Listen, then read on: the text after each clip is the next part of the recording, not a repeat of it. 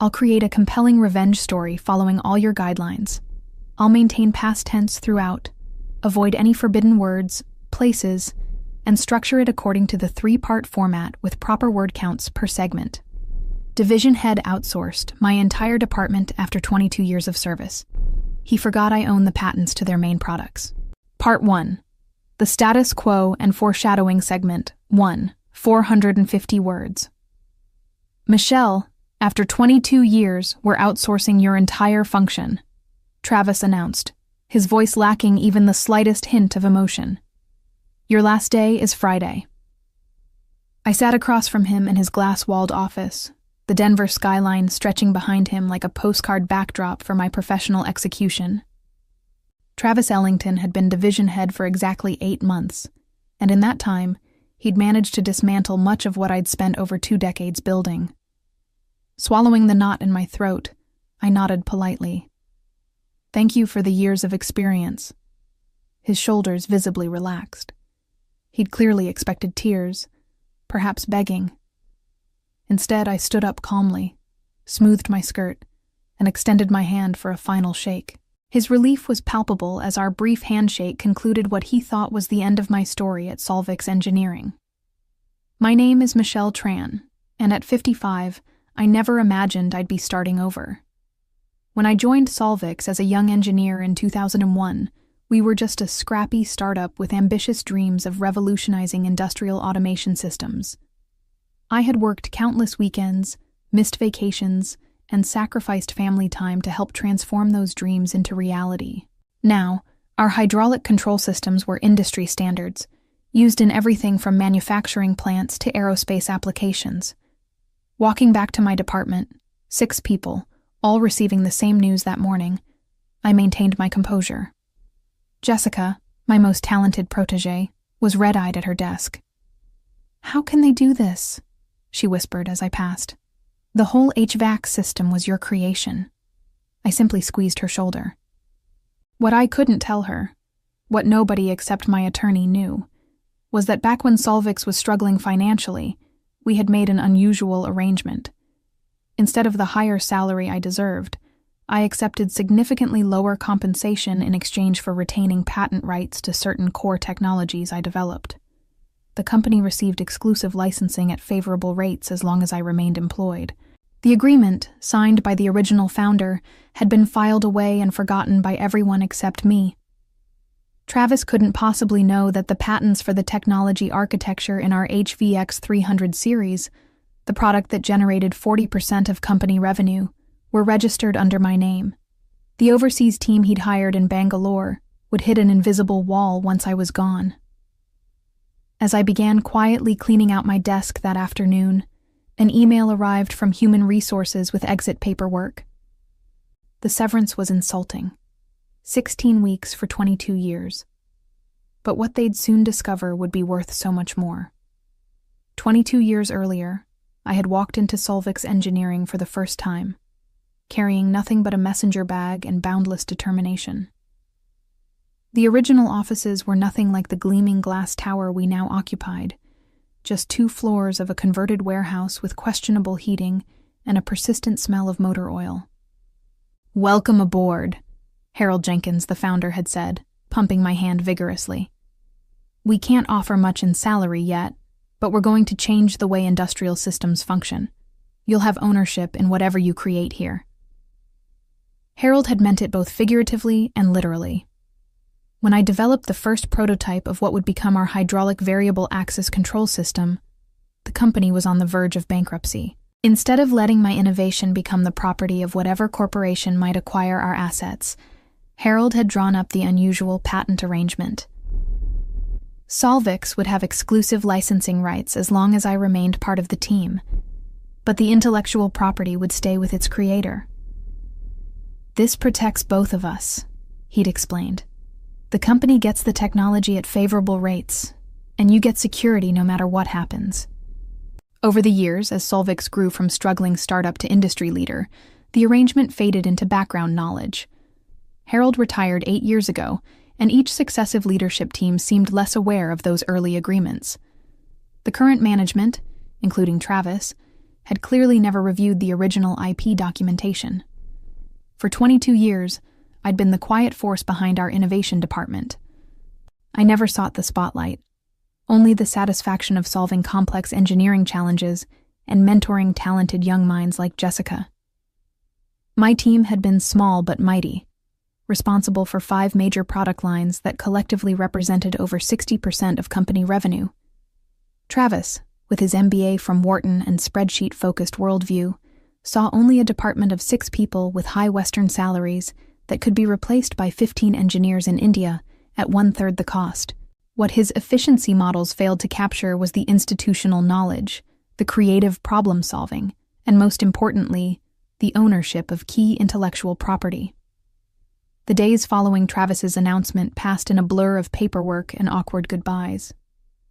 I met with each team member individually, providing reference letters and industry contacts to help with their transitions. Jessica cried during our farewell lunch. "What will you do now?" she asked, pushing her food around her plate. I offered a mysterious smile. "I'm not done yet," I said. "Sometimes being underestimated is actually an advantage." She looked confused, but I kept my plans to myself. Friday would arrive soon enough, and then the real work would begin. On my final day, I arrived earlier than usual, 6 a.m., before anyone except security was in the building. I had arranged special permission to access all areas, claiming a need to collect personal items from various testing labs. In reality, I was saying goodbye to the technologies I had nurtured from conception to market domination. The HVX laboratory had been my second home for years. I ran my fingers along the prototype of our first successful model, now displayed like a museum piece. Next to it sat progressively more advanced iterations, culminating in the HVAX 300, our current flagship product. Each represented countless hours of problem-solving, collaboration, and passion. By 8 a.m., other employees began filtering in. Many stopped by my office, now half-packed into cardboard boxes, to offer awkward farewells. At 10 a.m., my team gathered for a final meeting. "I've been honored to work with every one of you," I told them, fighting to keep my voice steady. "Whatever happens next, remember that what we built here mattered." At noon, Travis's assistant delivered my official termination paperwork with practiced corporate detachment. I signed everything without comment and handed over my security badge. By 2 p.m., I was walking through the lobby for the last time, carrying 2 decades of memories in a single box. That evening, I sat in my attorney Philip's office, watching as he reviewed the documents spread across his desk. "Everything's in order," he confirmed. "The patent rights are ironclad. The licensing agreement clearly terminates with your employment." "And the new agreement I proposed?" Philip shuffled through the papers. "Consulting rates at 5 times your former salary, exclusive rights management, and veto power over any modifications to your technologies. It's aggressive, but they'll have little choice. How long until they realize the problem? That depends on how quickly they try to implement changes with the new team. The system will continue functioning as is, but any attempt to modify the code or design will trigger licensing verification. I'm guessing 2 weeks, maximum." I nodded, feeling a complex mixture of emotions: vindication, sadness, and a strange sort of freedom. "Send the official notice on Monday, but hold the consulting proposal until they contact us." The weekend stretched before me, my first in decades without Solvix work to occupy my thoughts. I spent Saturday in my garden, replanting spring bulbs and clearing away dead leaves, a fitting metaphor for my current situation.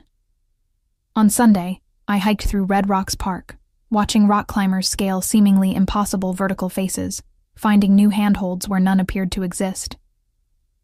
Monday morning arrived with unfamiliar quietness. No early alarm, no rushed breakfast, no commute. Instead, I savored my coffee while reading news on my tablet. At precisely 9 a.m., Philip would be sending the cease and desist letter to Solvix's legal department. The countdown to chaos had begun. The first call came 3 days later, much sooner than I had anticipated.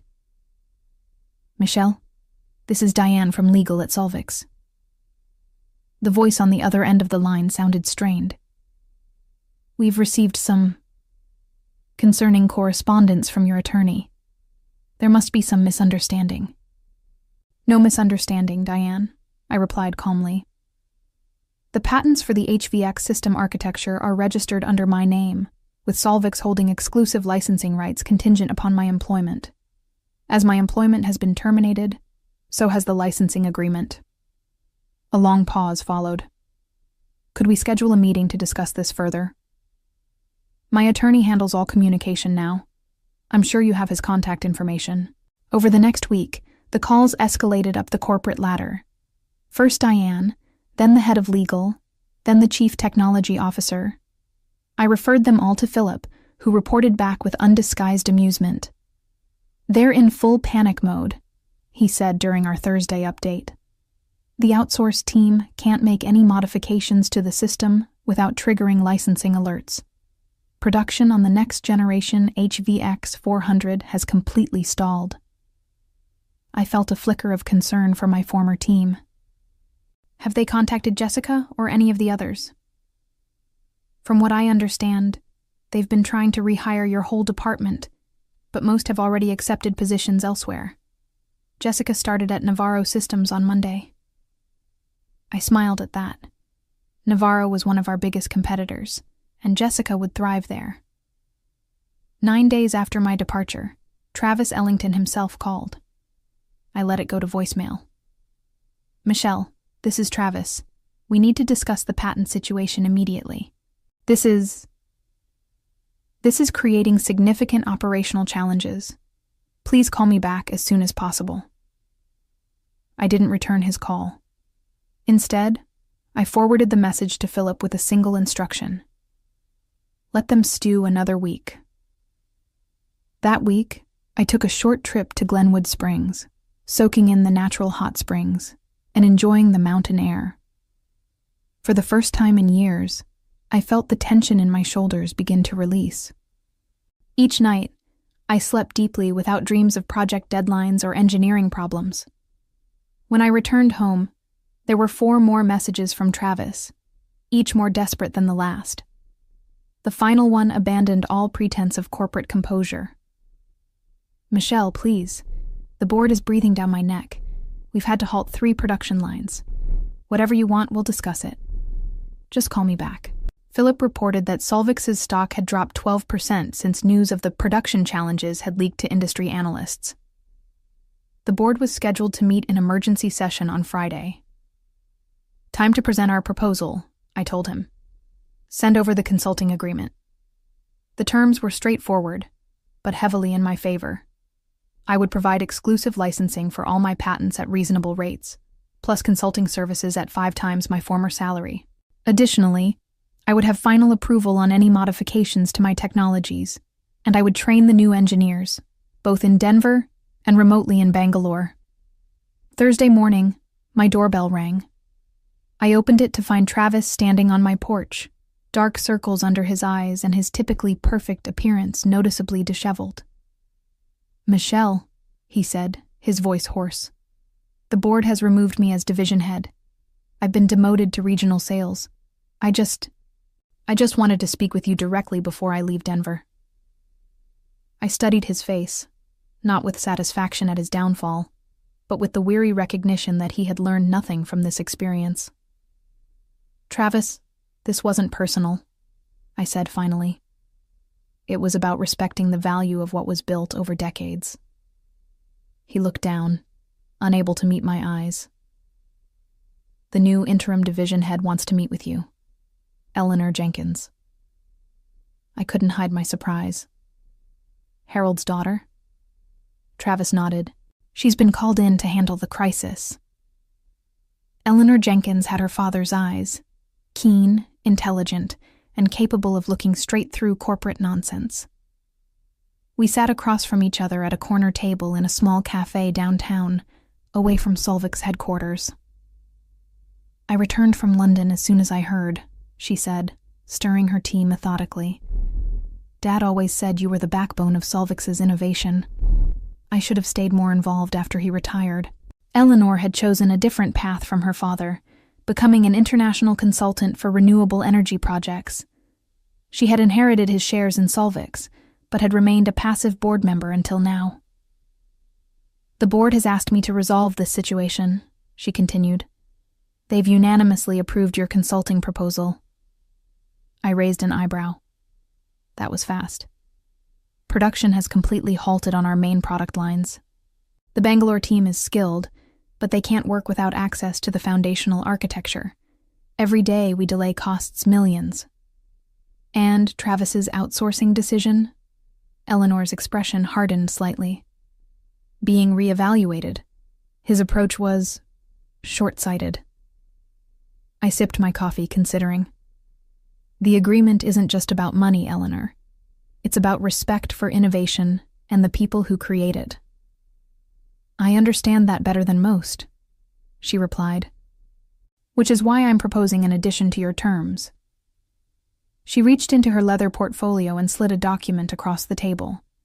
I scanned it quickly, then looked up in surprise.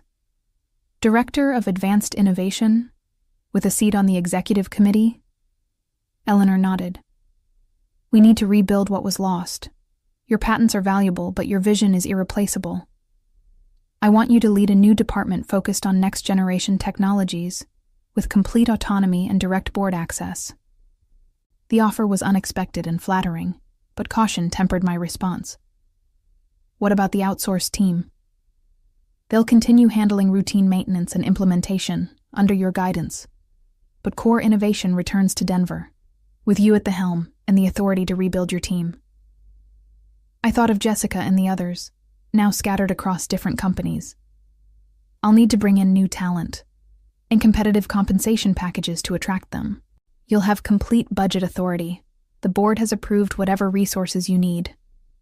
We spoke for another hour, hashing out details. By the time we parted, I had agreed in principle to Eleanor's proposal, pending final review with Philip.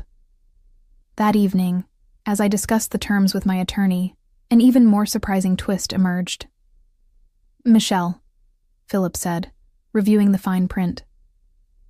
This innovation director position, it includes an ownership stake, 5% of Solvix vested immediately. I must have looked shocked, because he chuckled. Eleanor's serious about keeping you.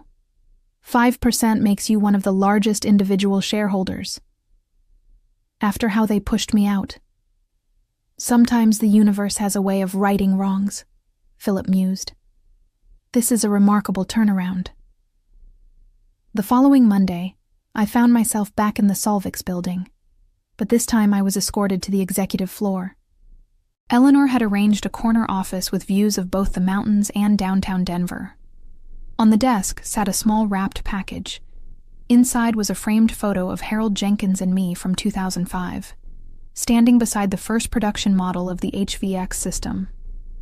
A note in Eleanor's handwriting read, Dad always said Michelle was the heart of Solvix. Time to make that official. As I set up my new workspace, my phone buzzed with a text from Jessica. Heard rumors you're back. Is it true? I smiled as I replied, Better than back. How do you feel about Navarro Systems versus a chance to build something revolutionary? For you? I'd give notice today, came her immediate response. The pieces were falling into place, but the most dramatic revelation was still to come. 2 weeks into my new role, I requested access to all of Solvix's financial and operational data for the past 5 years. As Director of Advanced Innovation with board-level clearance, such requests could no longer be denied.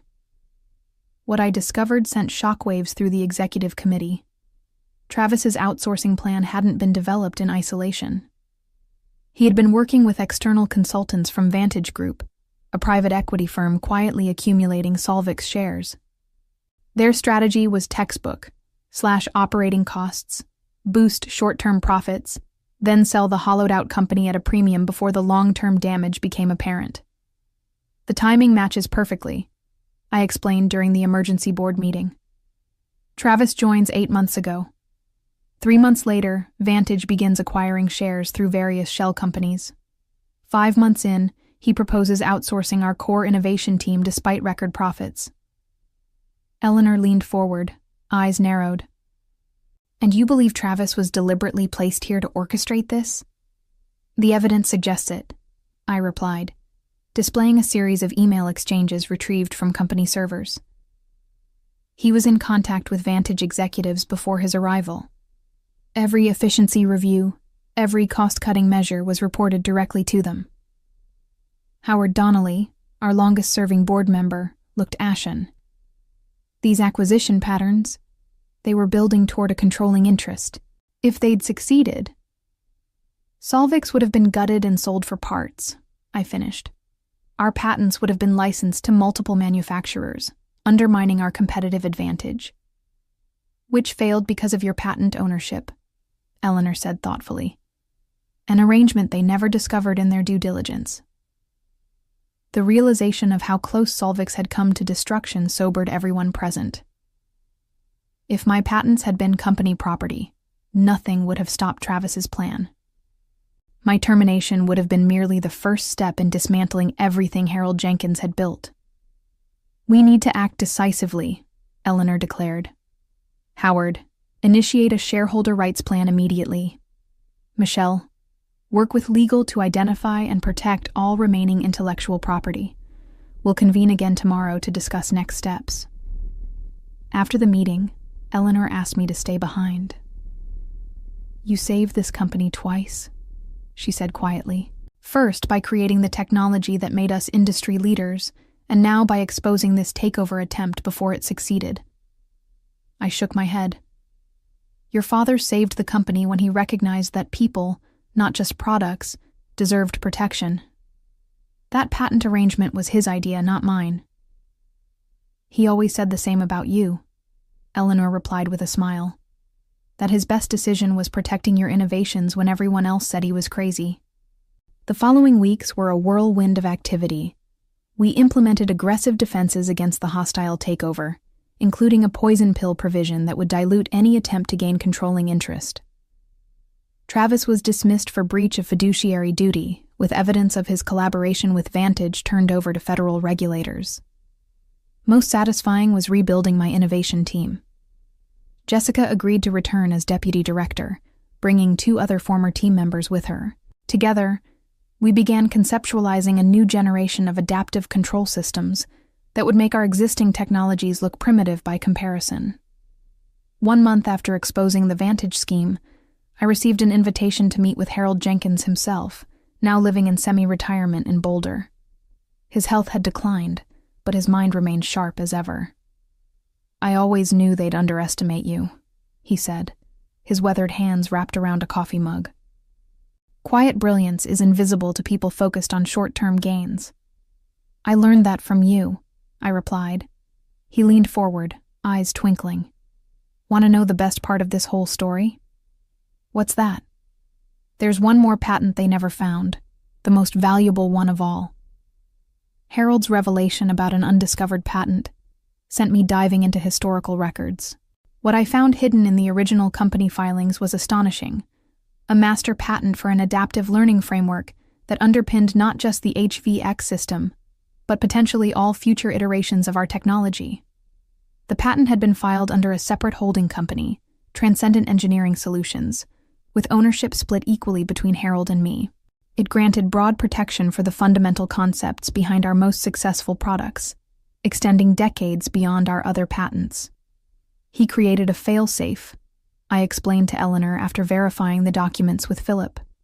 If Solvix ever faced an existential threat, this patent could either save it or serve as leverage. And it's completely separate from your employment agreement, Eleanor noted. Even if they had discovered your other patents, this would have remained hidden. The timing couldn't have been better.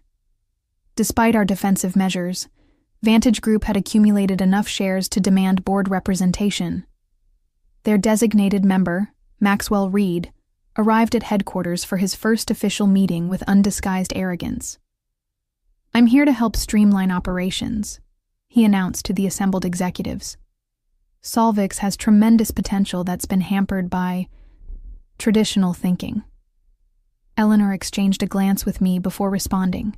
We're always open to fresh perspectives, Mr. Reed. In fact, We have an exciting announcement today about our intellectual property portfolio. I stepped forward with the master patent documentation. This framework patent, which predates all our current products, has just been transferred back to Solvix's exclusive control in exchange for certain guarantees about our innovation division. Reed's expression shifted from confusion to shock as he scanned the documents, understanding their implications. The blood drained from his face. "This covers everything," he said hoarsely. "Yes," I agreed pleasantly. "Everything." The following month brought the complete unraveling of Vantage Group's takeover attempt. The master patent had effectively rendered their strategy obsolete. Without control of the fundamental technology, acquiring Solvix would only give them an empty shell. Their shares were quietly sold off at a significant loss. Maxwell Reed resigned from the board after just 2 meetings. Industry rumors suggested he had also been asked to leave Vantage. Sometimes failure carries its own severe consequences. With the external threat neutralized, we turned our focus inward. Jessica and I led a comprehensive review of Solvix's innovation pipeline, identifying gaps and opportunities. Our new team, a blend of veterans and fresh talent, began developing prototypes that would secure our market leadership for years to come. More personally satisfying was implementing a company-wide policy on intellectual property rights. Under the new system, engineers would receive direct ownership stakes in their innovations, with Solvix maintaining exclusive licensing. The model, dubbed the Tran Protocol by Eleanor, became a case study in balancing corporate needs with individual recognition. Innovation thrives when creators have a personal stake in the outcome, I explained during the all-hands meeting announcing the changes. This isn't just about patents. It's about respect for the minds behind our success. Travis's replacement, a thoughtful woman named Vanessa Moore with both engineering and management experience, embraced the new approach wholeheartedly. Where Travis had seen only costs on a spreadsheet, Vanessa recognized the value of institutional knowledge and creative problem-solving. "I wish I could see Travis's face when he realizes what happened," Jessica commented during one of our planning sessions. "I don't," I replied honestly. This was never about revenge. It was about recognition of value, both the technology and the people who create it. Eleanor, overhearing this exchange, smiled appreciatively. "That's exactly why you belong in that director's chair, Michelle." The balance had finally been restored. The seeds of innovation I had planted over 22 years had grown into a forest that protected not just me, but everyone at Solvix who dared to create. Looking back on my journey from engineer to executive, I realized that true power had always resided in the quietest corners of the company, with those who built rather than those who boasted.